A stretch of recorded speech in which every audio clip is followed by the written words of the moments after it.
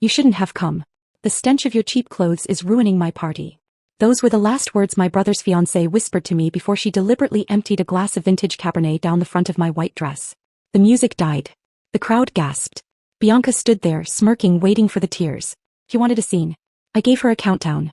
I didn't wipe the stain. I didn't look for a napkin. I checked my watch. It was 6:02. I decided that by 6:05, this entire wedding would legally cease to exist. Before I tell you how I legally evicted my own brother's wedding party in under 180 seconds, drop a comment and let me know where you're listening from and what time it is for you right now. I want to see how far this story travels. I didn't run to the bathroom. I didn't reach for a tissue. I stood absolutely still, letting the red wine soak into the fabric, turning it cold and heavy against my skin. The crowd was waiting for the breakdown. They wanted the scene where the poor relation runs away sobbing, humiliated by the golden couple. I denied them that satisfaction. Bianca laughed, a light, tinkling sound that was practiced to perfection. She snapped her fingers at a passing waiter, not even looking at him. Get her a napkin. And maybe some club soda, though I doubt it will help that fabric. It looks like polyester. She dismissed me with a wave of her hand, turning her back to accept the coos of sympathy from her bridesmaids. That was when Denise, my brother's mother-in-law-to-be, stepped in. Denise works in human resources at a mid-sized tech firm. She handles people for a living, usually by firing them. She gripped my arm with a strength that belied her manicured nails. Let's get you out of the sight line, she hissed, her smile tight and fake for the benefit of the onlookers. We can't have you looking like a crime scene in the background of the first dance. She marched me away from the family table, away from the crystal centerpieces and the ocean view. She walked me past the guest tables, past the bar, all the way to the swinging metal doors of the kitchen. She pulled out a chair at a small, wobbly folding table tucked in the shadows. The vendor table. The DJ was there eating a cold sandwich. The photographer was changing a lens. This was where the help sat. Stay here, Denise said, smoothing her dress. And try not to speak to anyone important. We're doing you a favor by even letting you stay. I sat down. I looked across the room at my brother, Caleb. He was standing 10 feet away holding a glass of champagne. He had watched his fiancée pour wine on me. He had watched his mother-in-law drag me away like an unruly child. He looked me right in the eye, took a sip of his drink and turned his back. That was the moment the sadness died, replaced by a cold, sharp clarity. I looked at Bianca, glowing in the center of the room. Most people would think she was just a mean girl having a bad day. But I knew better. This was the predator's arithmetic. See, bullies like Bianca don't attack randomly. They do the math. When she walked into this room, she felt small. She was marrying into a family she thought was better than her, surrounded by money she didn't earn, at a venue she couldn't afford. She felt insecure. So she scanned the room for a resource she could consume to build herself up. She saw me. She saw the $12 dress I'd bought at a thrift store because I didn't care about fashion. She saw the quiet sister who never raised her voice.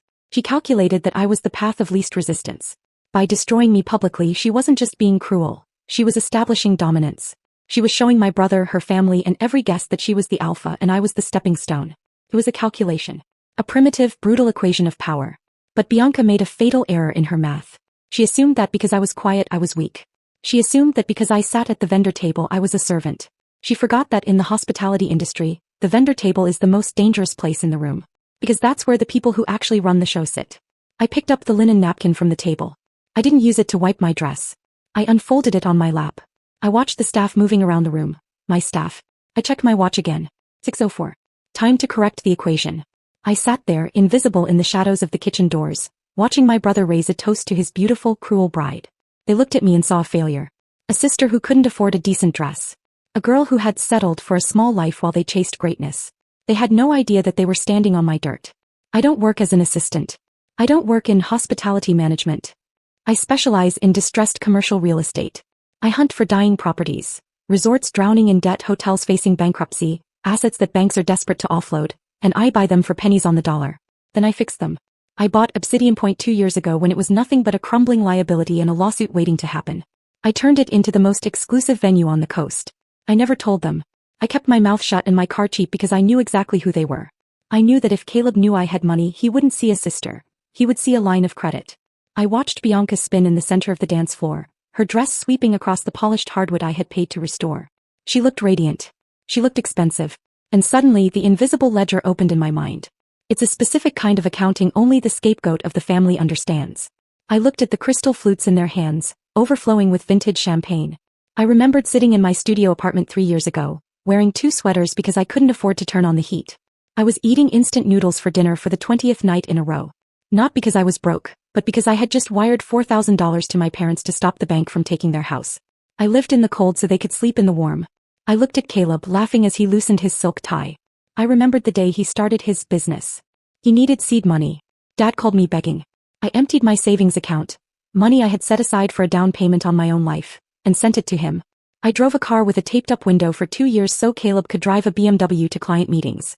I looked back at Bianca, sneering at me from across the room, judging the fabric of my dress. She sees a stain. I see the price of their survival. I realized then that my silence hadn't been humility. It had been a mistake. I had starved myself to feed people who would mock me for being hungry. I had built a kingdom in the dark to protect them, and they used the shadows to hide me away. The ledger was full. The debt was due. I pulled my phone out of my clutch. I didn't open social media. I opened the internal management app for the resort. I saw the event status. Active. I saw the client name. Caleb and Bianca. I scrolled down to the contract section. I didn't need to read it, I wrote it. Clause 14b. The morality and harassment protocol. It was a clause I inserted into every contract after a particularly abusive groom assaulted a waiter last year. It gave ownership the unilateral right to terminate an event immediately if the client or their guests harassed, abused, or threatened staff or management. Bianca had just poured wine on the owner. I looked at the head of security, a man named Marcus who was standing by the main exit looking bored. I sent him one text message. Code 14B. The bride. Execute immediately. Marcus looked at his phone. He looked at me. His eyes went wide. He tapped his earpiece and started moving toward the stage. I stood up from the vendor table. I didn't smooth my dress. I walked past the photographer, past the DJ, and stepped onto the stage. The music died. The room went silent. It was time to introduce myself. The room didn't just go quiet, it went dead. I climbed the 3 steps to the raised platform where the DJ was busy mixing a top 40 hit. He saw me coming, a wine-stained woman with a look of absolute zero on her face, and opened his mouth to tell me to get lost. He never got the chance. Marcus, my head of security, stepped out from the shadows. He's 6'4" and built like a linebacker. He simply nodded at the DJ and cut the power. The music died with a turntable screech that made half the room wince. Then the house lights slammed on, full brightness, harsh and unforgiving. The romantic, dim ambience vanished, replaced by the stark reality of a conference room. Hey! Bianca shrieked from the dance floor, shielding her eyes against the sudden glare. Who turned on the lights? DJ, what are you doing? I took the microphone from the stand. It gave a high-pitched feedback whine that made everyone cover their ears. He's following orders, I said. My voice boomed through the speakers, steady and calm. And so are you. Bianca spun around, her eyes narrowing when she saw me standing center stage. You. She laughed, a nervous, jagged sound. Oh my God, she's drunk. Someone get the wine-soaked trash off the stage before she embarrasses herself. Denise marched toward the stage, her face twisted in that HR manager scowl she used right before firing someone. Get down from there immediately, you little brat. I will have you banned from this property. Actually, Denise, I said, my voice overriding hers. You can't ban the person who signs the checks. I pulled my phone out and held it up, the screen glowing with the digital contract. I am invoking Clause 14B of the venue rental agreement. The morality and harassment protocol. The room murmured. What is she talking about? Someone whispered. Clause 14B states that any physical or verbal harassment directed at the ownership team or staff is grounds for immediate, non-refundable termination of the event, I recited from memory. I looked straight at Bianca. You poured wine on me. You called me poor. You humiliated me for sport. So what? Bianca yelled back, hands on her hips. You're just the groom's loser sister. You aren't staff. No, I corrected her. I'm not staff. I'm the owner. The silence that followed was heavy enough to crush a lung. Bianca blinked. Her mouth opened but no sound came out. Denise froze mid-step. Caleb dropped his glass. It shattered on the floor but nobody looked at it. I bought Obsidian Point 3 years ago, I continued, my voice ice cold. I rebuilt it from the ground up. Every chair you're sitting on, every glass you're holding, the floor you're standing on, it's mine. And I have a zero-tolerance policy for bullies. I gestured to the exits where 6 uniformed security guards had just materialized, arms crossed. Bianca, Denise, you have violated your contract. Your event is terminated effective immediately. You have 10 minutes to remove your personal belongings and vacate my property. If you are still here at 6:20, you will be escorted out by the sheriff for trespassing. I lowered the mic, clocks ticking. The room didn't calm, it detonated. Bianca shrieked and charged the stage, mascara streaking. You liar. You jealous loser. You're broke and trying to ruin my wedding. Denise barreled behind her. I work in HR. I know real power. I'll blacklist you from every venue and sue you dry.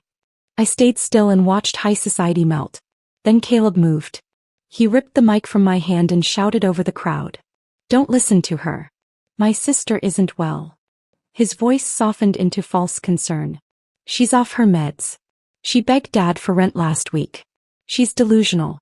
She hates seeing me happy. The crowd shifted instantly, pity toward him, disgust toward me.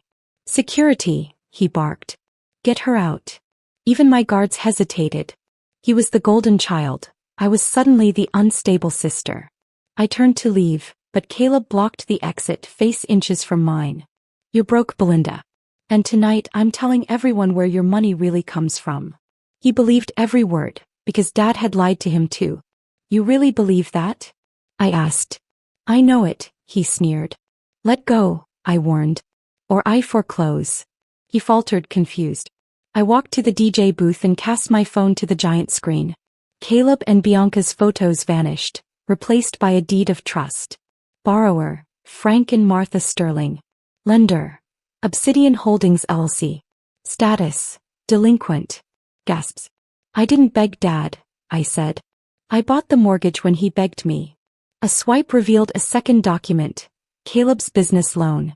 90 days past due. He went pale. You're the investor. I am the lender, I said.